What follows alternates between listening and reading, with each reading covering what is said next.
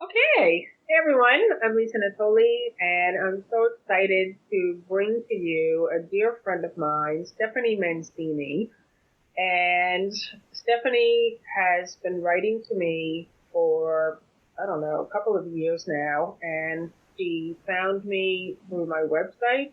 She's been on my mailing list, and over the years, her emails have just popped out at me like wanted to know who this lady was. And so I reached out to Stephanie. We've had several Zoom calls over the years. I've gotten a chance to know you, and your story, Stephanie, is really the closest I've seen to true healing as I recognize it also. And I feel like your story is almost identical to my story.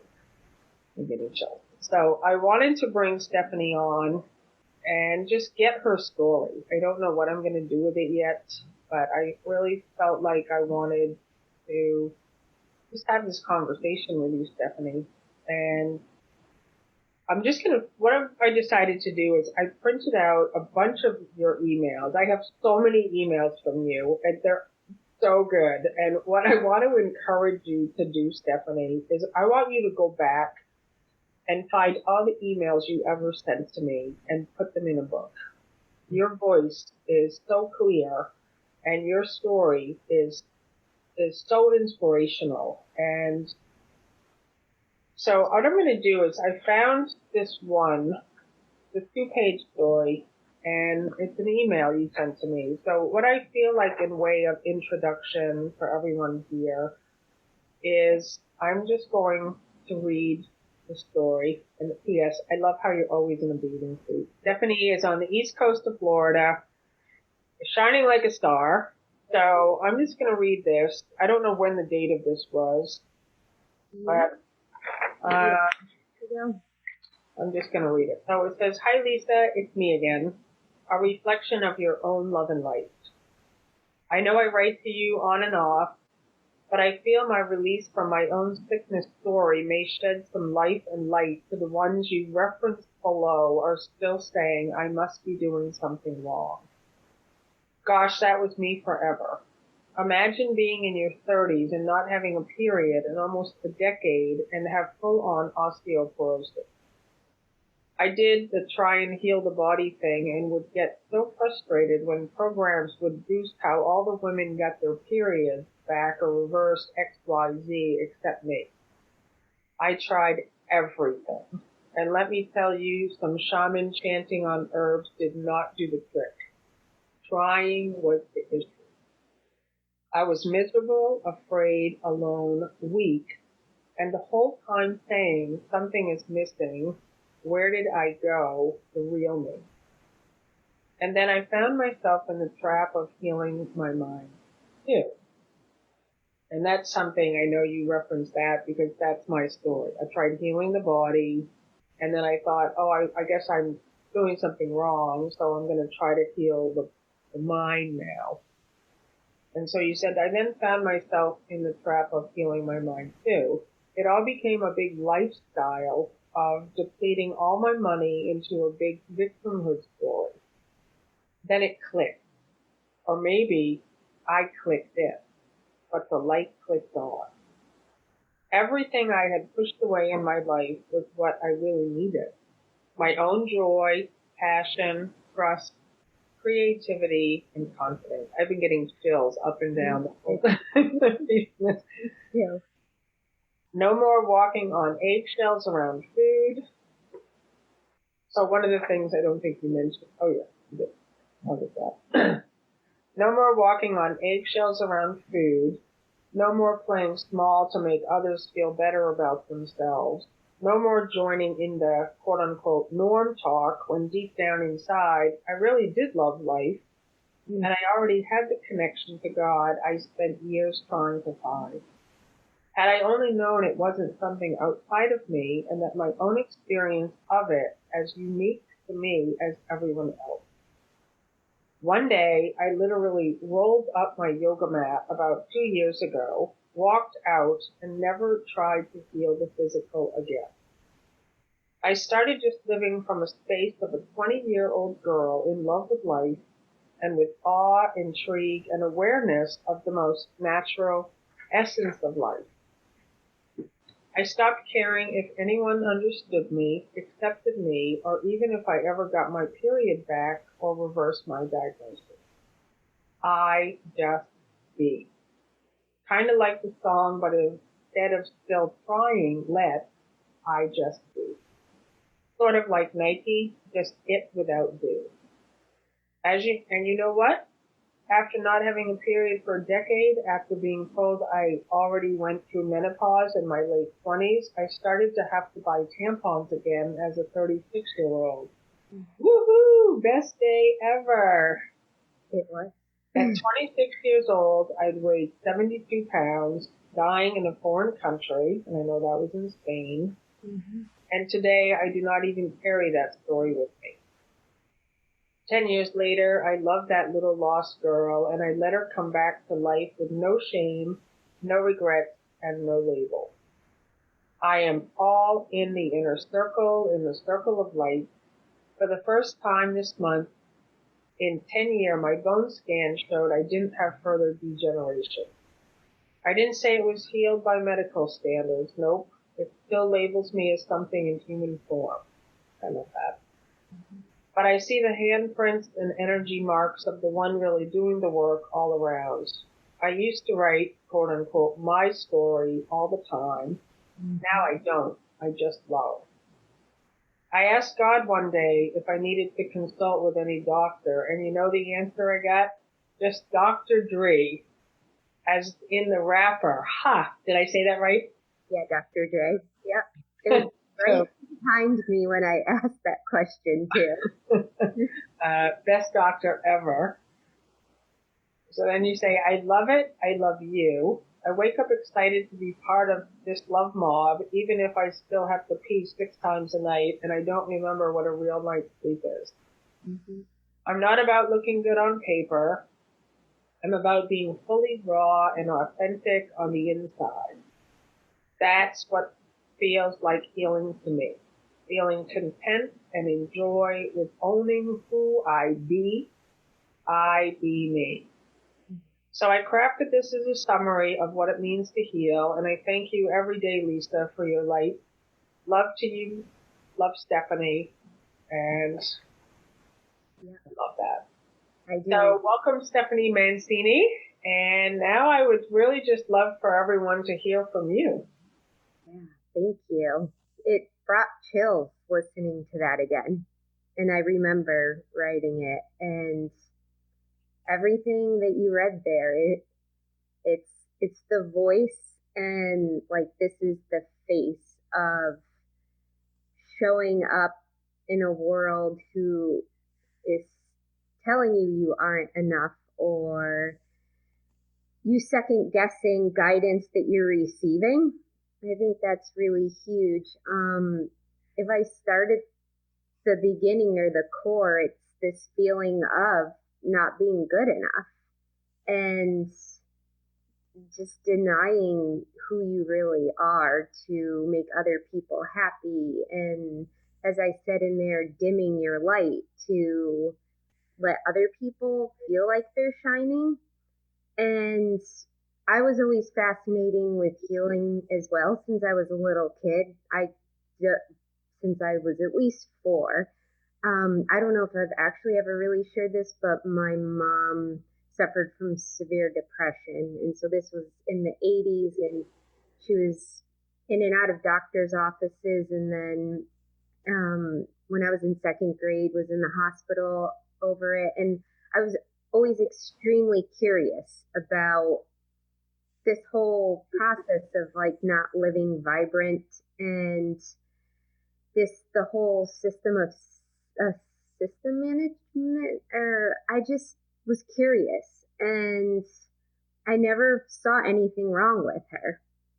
But at the same time, I didn't have a way of processing, I guess, my own feelings and emotions around it all. And like you, I was a light. Like I loved to sing at church in the pews, and like somebody next to me would be like, shh, quiet down. Or I went to Catholic school, and I was told I rolled my eyes too much, or I didn't have to say things, that my facial expressions would speak for them, and I needed to tone it down. So all of these things just kind of like welled up inside me. I just kept hiding within the body, which I think you speak about. Like it's a paradox. We're hiding in the body, but like we don't want to be seen.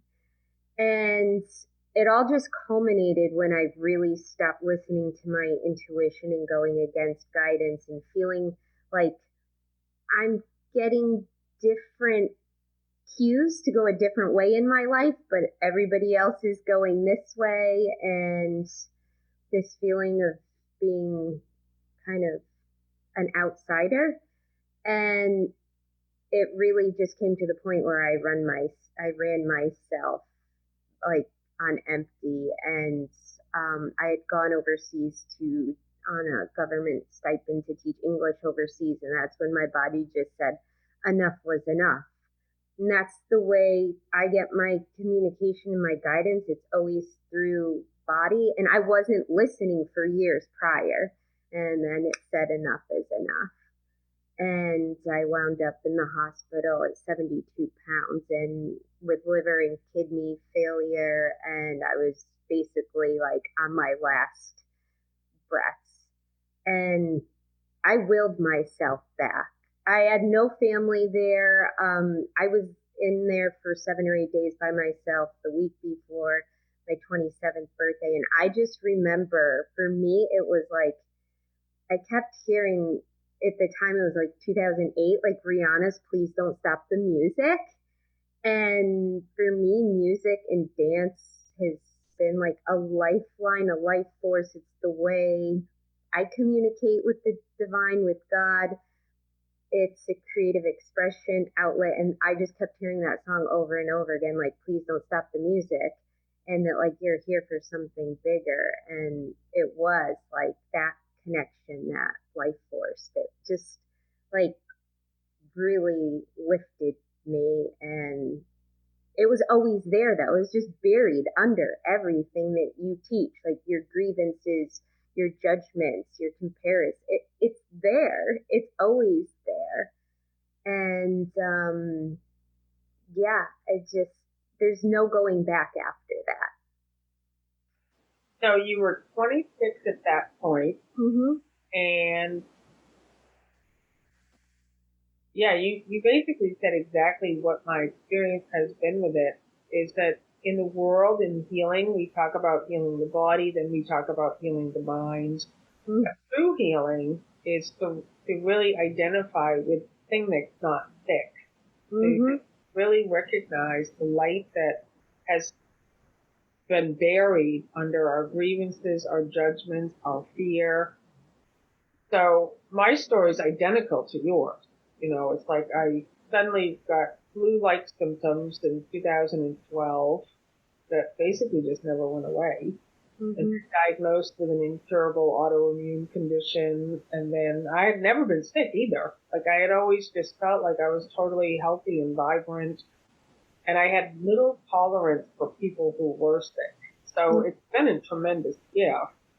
Right. But the thousands of dollars I spent trying to heal the body, and then the time that I just kept beating myself up, attacking myself for thinking I've done something wrong. Mm-hmm. Like I felt I want to heal this. I want to have a different experience and be out of the pain and the body symptoms.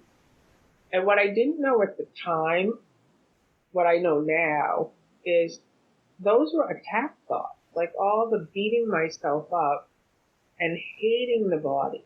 I hated the condition. I was always in a judgment against myself. Mm-hmm. And years went by. I think 6 years went by, and I finally got to a stage where I just was like, fuck it. That's enough of trying to heal the body or trying to heal the mind. Because every day I thought I'm dying. Mm-hmm. Every day I thought today's the day. There's just no way. I mean, that this something's seriously wrong here. That's all I kept thinking. And then I kept thinking, well, the reason something's wrong is because I'm thinking something is seriously wrong. So it was like this totally vicious cycle. And finally, it was a moment of clarity of like, I'm done with that. Whatever remaining time I have left, I'm just going to be happy. And it doesn't matter to me if the symptoms never go away. I'm going to now, from this moment on, identify with the true self, the light that I am, and I'm going to live my life now. And I had tremendous fear of food. I thought food was making me sick. I thought food could make me well. And I was like, okay, enough of that. And what's interesting now to me is the food that I actually want to eat is the stuff that's actually healthy and plant-based and vibrant, but it's not a food rule anymore. It's just Right. like eat the things that feel like they have life in them, which is exactly what the healing is for us. Like we come back to this place of healing. And so what happened from that moment in the hospital where you're in Spain, Mm-hmm. and when was this shift in you when you made a decision that you were, and you said also you were 72 pounds when you eat? Yeah, I mean, you can't even, I don't even want to say make it up. Like, you don't even know that you can get to a place like that until you're there, honestly. And it's everything you said. Then for years, you beat yourself up over, well, how did I get to that state? Or I can't do the things I used to do, or I can't run like the other 28-year-old next to me, right? So it's not one of those like a near death experience where you wake up the next day and everything is just like perfect. If anything, it was just the beginning of true healing. And like you said, like you're grateful now because of like the compassion you have for other people who go through it. But at the time, you're like, why did I sign up for this? Right? Like, um, everything has been a moment to moment learning and a more and more sinking into self forgiveness and and asking myself like really what is important, like you said. Like at one point you have to say, do I want to live or do I just want to keep staying in this cycle? It's a lifestyle. It becomes a lifestyle. And I would say it probably wasn't until the last 4 or 5 years where I really started to just like come into my own, like just listen. Like you're saying, like I like food that like pops with like life force, like you're saying, or that's what I like to do. I like to be outside in nature, at the ocean, in the ocean. I'm on like my beach cruiser. Everybody knows me as just like in the community is just being like outdoors and visible as myself. And the more I just honored that part of who I am, the more like freedom I felt, the more authentic connections I've had, much more, all my creativity kind of just started flowing back. Like I write rhymes all the time and, um, but it wasn't overnight. It wasn't. And I went through that period of just like that, like you, like read every book under the sun, like shortly thereafter, like 2008. I probably read every Wayne Dyer book. I remember going on whitepages.com, finding his address in Hawaii, handwriting him a letter, and he actually like sent me DVDs back. But it was just this thing of like, what's wrong with me? Somebody else outside of me has the answer. But deep, deep down, I knew nobody else had the answer. Like, I was just scared of my own light. I really was. And I was feared of, I had fear of my own trust. Like, I have this guidance. I hear things. I just know who I am, but I was scared of my own greatness. Yeah. Yeah, for me, a big part of the healing came from changing the question from what is wrong with me to what is right with me. Mm-hmm. Like that was a huge shift for me because I just made this decision. I'm just done with attacking myself. I'm not going to do that anymore. I'm just going to start to love myself. And what I wanted to do also is I wanted you to share you sent me an email yesterday when I asked you to come on here and you made me a list. Mm-hmm. You said I was dying to be healed. What does that mean? I was dying to be healed. Like at that point, when I was 26, I was I was dying for someone to save me. But what I was really doing was I was dying to save myself. Mm-hmm. Like that was my way of getting out of something that wasn't true for me. A life that just wasn't true for me. I didn't really want to die. I wasn't, but I was dying to heal. I wanted so bad to be myself. And it was then I wrote right after that, like it was the undying love that is like the true healer. So that, yeah, you said the undying love heals paradox. And it's so interesting too because that first one, I was dying to be healed, Mm-hmm. was me also, and it seems sincere when we're in the middle of it, right? So anyone who's listening to this who has a condition, it's like, I want healing, but later, when I really snapped to my senses, I saw that that's future. Mm-hmm. I like that you said it didn't happen overnight because it's the same for me. It's been a process and it's been over 8 years now and I didn't die. Right. It's like, oh, I see. Because I just suddenly said, I'm not going to waste, I really was like, oh my God, I've spent 6 years already, pretty much my life on pause, Mm-hmm. while I'm trying to heal. And what occurred to me was that I hadn't taken the time to get clear on what my life would look like if I was healed. Mm-hmm. Like, it's such an interesting topic because we all just think, well, once I'm healed, I'll know then, I'll be doing it. But you actually have to get, like, on this side of the healing and to say, oh, the healing is now. Like, what is it that I would be doing if the healing occurred? And one of the big things for me was talking was very difficult. I had extreme dry mouth and I just didn't do stuff like this. And I thought, I'm going to start doing stuff like this. Now I do Zoom calls all the time. I just was like, that's it. I'm going to start just living my life. If I have to drink water, great. If whatever I need to do, nothing can stop me. And I made like a list of the things that I would do and what my life would look like if I was healed. And then I was like, all right, I'm healed. I'm Mm-hmm. healed. This is what it looks like. And I didn't wait for the body to catch up. Yeah.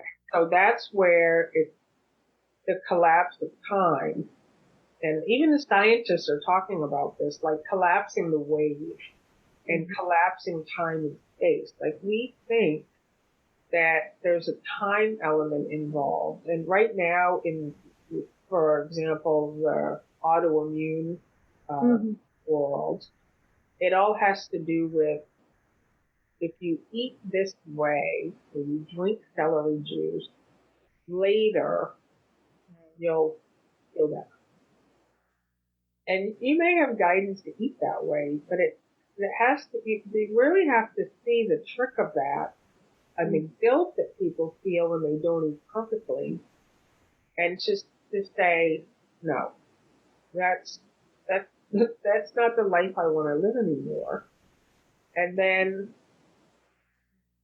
to just feel all those thoughts. Yeah. And it's like the why behind why you're doing it. Yeah. Like if you want to drink celery juice every day because you love the taste of celery juice and it brings you joy, but if the why is out of fear, if any of it is out of fear, then it's still in that thought system. It's the same thought system. Yeah, and that's what's changed because people look at me now and they're like, well, you eat really healthy. And it's like, yes, but it's a totally different purpose now because before it was all food fear and it was thinking certain foods made me sick and certain foods would heal me or help me. And when I got rid of all of that, I I saw that I just naturally gravitate towards local farms. And just before I got on the call, though, I ate a chocolate chip cookie. So there's no rules involved anymore. It's just like, but I naturally am like, yes, I just want to eat things. So it really is a change in get beyond the trying to heal something. And on the other side, like you said, you like to go outside. You like to be in the water. It's like you're just doing those things because this is what your life looks like. Mm-hmm. Then you said, I don't even identify with the old me. Somewhere along the way of doing the work, actually doing the work, the story lost its power and I found my true inner soul power and freedom. Mm-hmm. Yes, that's the healing, is not living in that past, not carrying that with you, not allowing that to define you, not that it's just not your identity anymore. There is just a weight that's lifted there. And there's so much shame and guilt, like you spoke about, around having illness, right? Or like you've been read in the note, like not having had a menstrual cycle for almost a decade, all these things. And it's just really coming into the present moment in this joy, the essence of joy. Yeah. And the other question I don't think people really ask that often is, like you said, you finally stopped and asked, well, what would I be doing if I was like healed? Like, how many people actually really stop and ask, am I really happy? Like, am I living like my definition of like authentic happiness, authentic success? And am I doing what I love? When's the last time like I laughed for real? I think those are all keys. Yeah, That's so true. It's just asking different questions there. Like instead of beating ourselves up, like I love the way A Course in Miracles talks about the healing process. And I think it's across the board for every kind of healing, like for any limitation, any lack, any difficulty with money, any emotional issue, any physical issue. It actually gives the process. And this is why all my teaching, any program I've ever created, the 40-day program for transformation, the healing cure, is about not trying to fix, change, heal, or improve anything. And because the process is to stand exactly where you are in the discomfort, in the pain, in the problem, because what the ego mind, the human mind wants us to do is fix it, get rid of it, get out of it, just do something so that I can just get back to this business of living life. Healing is where you become so aware of the thoughts and the beliefs and the emotions that are patterns that are blocking the light that we are. So while we're trying to fix, heal, change, improve the condition, the situation, the body, we don't see the pattern. We don't see the grievance. And so all healing, true healing, is to have the courage to stand in the discomfort and stand there and say, okay, let me look at the thought. And for me, the fear was dying. Like that was one of them. And the physical discomfort of it also. And then in that place, just look at the thought. Like I said, okay, maybe I am dying today. Okay. Okay. That's okay. Like I suddenly wasn't afraid anymore. And I saw all the thoughts that were coming up around it. What will people think? I haven't fulfilled my purpose. Um, and then and then the way A Course in Miracles describes it is to recognize that all sickness is like you mentioned, is isolation. We go hiding in the body, and when we hide in the body and the person starts running the show, Stephanie or Lisa, there can only be an experience of weakness, frailty, fear. And so the process then, so in my own physical symptoms, I was totally weak. Just like you said. You said, I can't run like the other 26-year-olds. Mm-hmm. So then you say, okay, but I'm not weak. I could if I wanted to. Yeah. Like that's what I realized. And then I started doing these half marathons in New York City. At the height of my worst symptoms, I was like, okay, that's enough of being a sick person. I'm done being a sick person. I don't care if the symptoms never go away. I'm doing Caminos in Portugal and Spain. I'm inviting all my friends. You're coming with me too. I saw your message. I'm going in 2021, maybe 2 times. But I started booking half marathons in New York City. I was just like, that's it. Mm-hmm. I'm not a sick person. No matter what the body does, I'm not sick. The I that is I, is totally vibrant, totally healthy, totally shining like a star. And that's why your emails I connect so deeply with, because we have the same story. You know what's funny too? Mm-hmm. I wrote to Wayne Dyer also, and he sent me books. This is what year? For me, it was 1992 or 3. Yeah, no, this was after, so it was probably like 2009, maybe. Okay.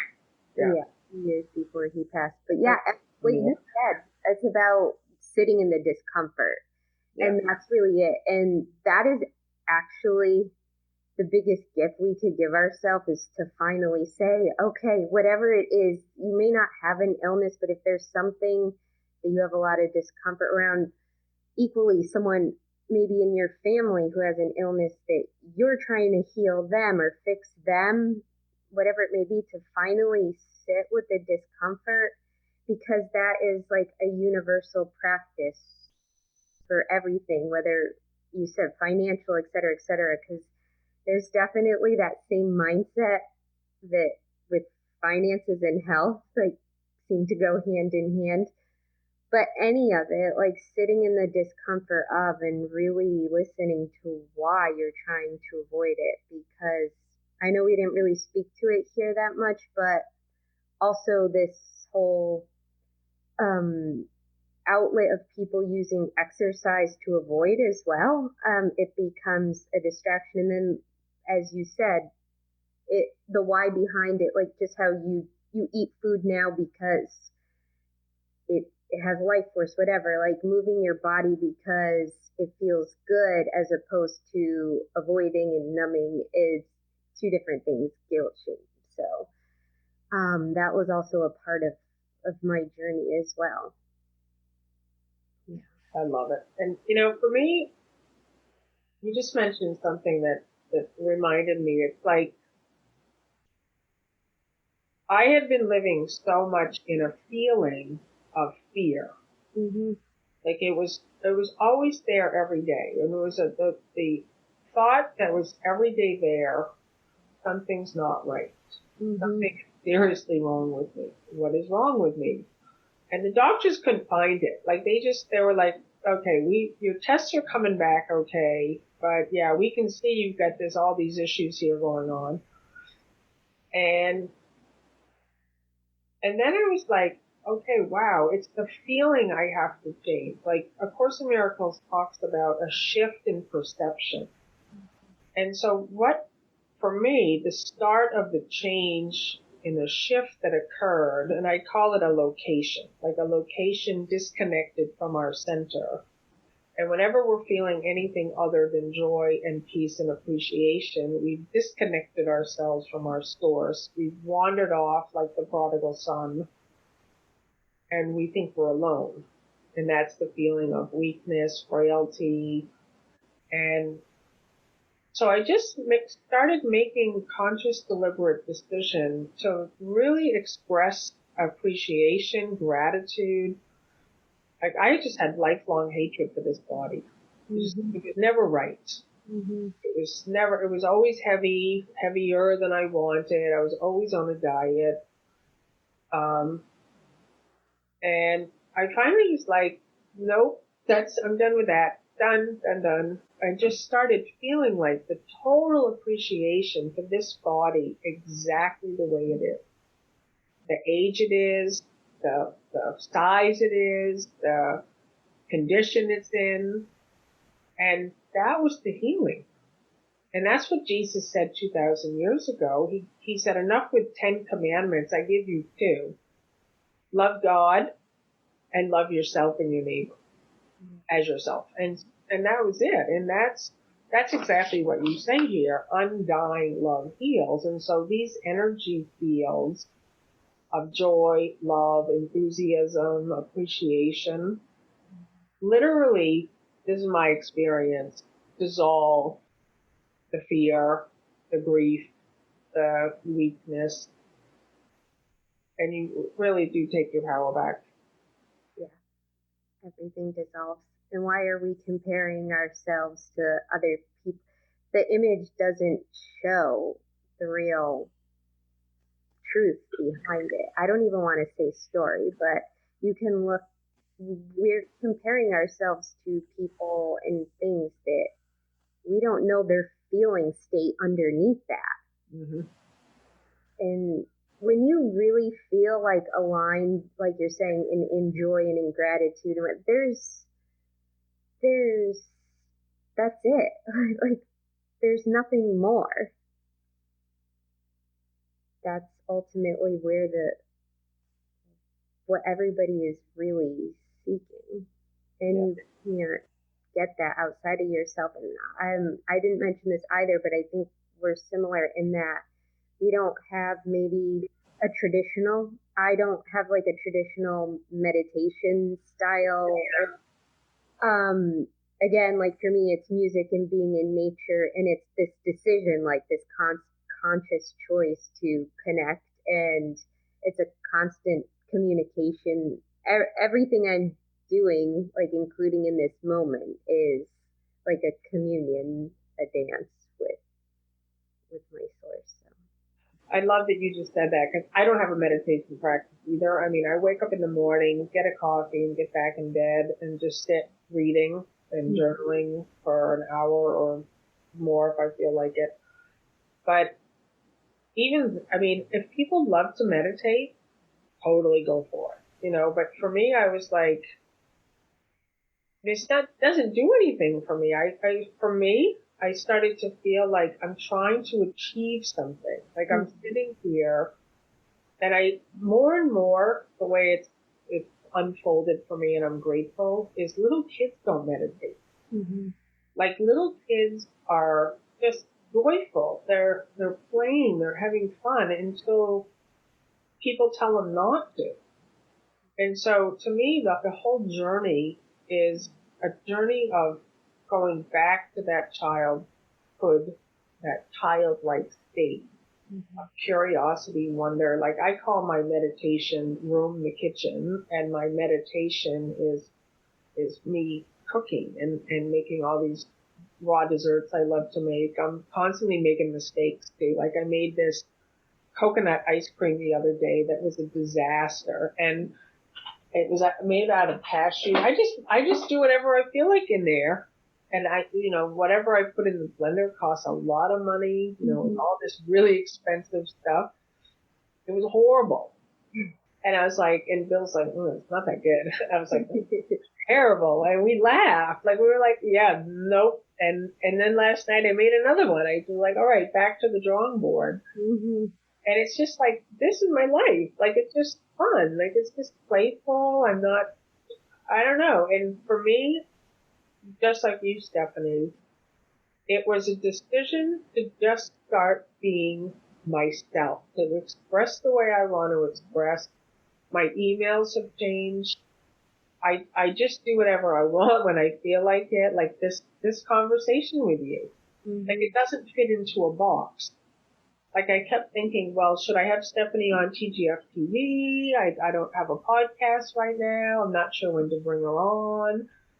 I was like, no, just get her on a Zoom call and hit the recording button and just send it out to people. And more, like, that's the joy I'm feeling. And as I'm living in this way, there is no sickness anymore. There's gone. And I'll still have some days when it's like little things come out. And the other day I had this thing happening with my eye, and it's like, okay, I don't know. And I liked what you said at the end here. You bring Max in at the end here on your list. I don't know. Max says, I don't know anything, but I know what I feel, and I trust and I believe in an energy that lights my soul on fire. And this is Stephanie's phrase that she says all the time. That's why I'm too lit to quit. We're too connected to like give up on the truth of who we are. Like, it for me, I believe that my message, my essence, my presence in this life is to give people permission to just be themselves. Yep. Like, it's so simple, and just being able to be myself and give other people permission to be themselves. I mean, that's it. There's nothing greater than that. I am going to your website right now, and I know you're very laid back, and I love your website so much. So your name is Stephanie Mancini, but your website is Steph Mancini. It's StephaNCini.com, and I will put that in the email message I send out. And so beautiful. It says co-authoring the sunrise of your life, and invitation to reconnect, relax, and realign. The bell has rung. Tune into the vibe. So, would you like to say anything in closing? Anything you'd like to share? Well, thank you. I'm so glad that we got, like, I say thank you to just being here, like, in the real power of this work.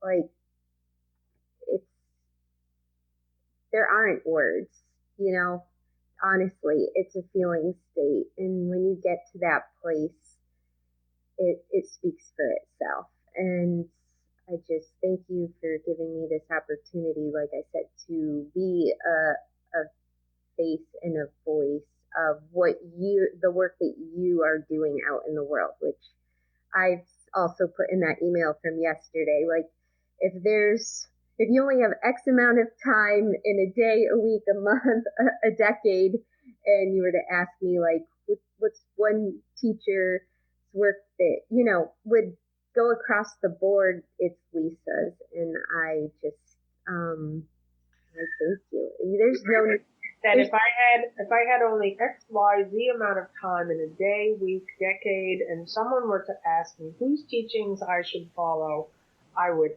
hands down and hands up in excitement say my t-shirt and jeans girl, Lisa. totally there. But yeah. Yeah, and I'm so grateful, and this is what I always encourage people, like, sometimes people don't really realize, like, how your emails have helped me. Like, you reached out to me and just expressing from your heart gratitude and appreciation and sharing of yourself. And Like what I really come to discover is it's that simple. It's that we all just start to, when we feel appreciation for something, let's tell that person. Mm-hmm. And that's what healing is. It's like we move out of our isolation and we just keep extending this love, extending this gratitude, extending whatever it is that's coming to us in the moment. Because what we often do is just keep it inside. And then we think, oh, they're too busy, or, well, it doesn't matter, oh, it's not, it's good. And then we stop ourselves. And to me, that is actually a life force, that wave of appreciation and gratitude. And when you start to extend it, it's helping both parties. Mm-hmm. And like one of the things that I'm loving to see on my mailing list especially is it is attracting a lot of people who maybe thought they were at the end of their life, that they thought that they're getting older and their life is over. And the teaching is touching people where they're realizing, oh, I'm not dead yet. Like that's my message. Like not dead yet, and that it's not over. It's not over till it's over, and that you're free. Like all the excuses that we have given ourselves, that I'm too old, I don't have the money, I'll never be able to keep up. Like one of the things I love about the Camino trips Bill and I have done, we go with a friend of ours, Jennifer Wynne Johnson. She also reached out to me by email. She was in a 40-day program. She was a caterer in Los Angeles. Kind of liked the job, but not really, and took the 40-day program and said, you know what I would really love to do? I'd love to take guided tours of groups of people on the Camino. Starts with an idea like that. But she said, I'm not in shape. I'm a little old. I'm whatever. I was like, you totally should do that. Mm-hmm. And now that's what she does. She takes groups over on the Camino. And last year, I was the youngest one there at 51. Mm-hmm. And the people who come, they first they think I'm not a Camino. I can't walk 150 miles. And I'm like, well, you could take a cab if you want, or you have all day to do it. We're just outside. It's not a race. It's so fun. There's coffee shops everywhere. And people are like, oh, that would be fun. Okay. And then we get to really see, like, I want to fill my life with things I really would love to do and not wait until I'm healed. What does that even mean? You know? I will say too, having lived so long now in like a snowbird community, right? In this very typical in Florida, you you learn a lot about people waiting, right? Waiting to start living their life, and you see that mindset, and that's it. We're waiting for something that can. It's the same thing as like, well, when the kids get out of the house, then I'll start to. But there's been so many instances where these people have been waiting to start living their life, and then that time never comes. I see it often, and that's just that's not why we're here. That's not why we came here. So Yeah, I actually find most people at that certain age aren't even waiting for their life to start anymore. They've sort of said, oh, it's over, it's on the downslide. And they're just waiting for the phone to ring, or they're waiting for a holiday, or they're waiting for an event. And and this is where we're taking our power back, where we're really recognizing, no, I'm not going to sit around waiting for the phone to ring anymore, waiting for a holiday.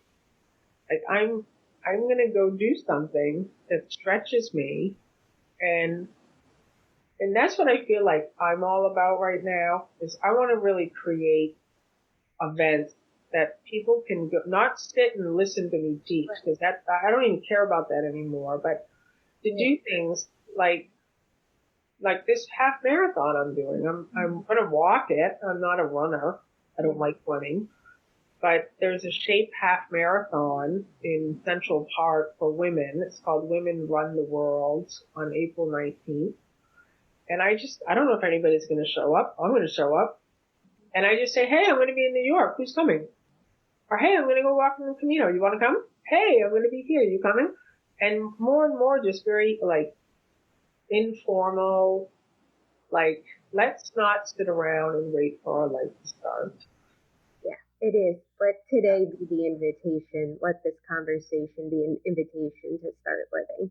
Yeah. Exactly. I picked up with one suitcase and moved to Florida 10 years ago on my own. I knew no one. I had no social media. I literally knew nobody, and I built a life from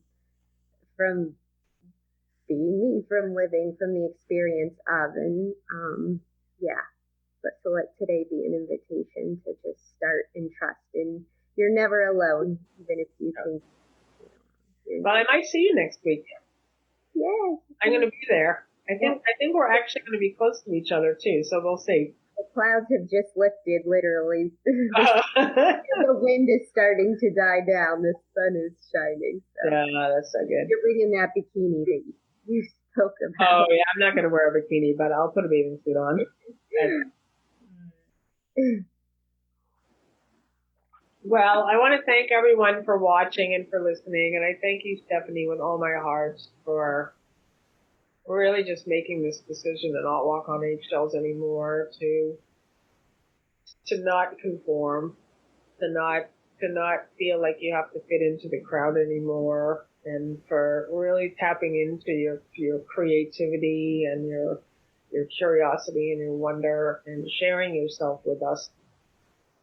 And I thank all of you here who are watching, and check out Stephanie at stephmancini.com.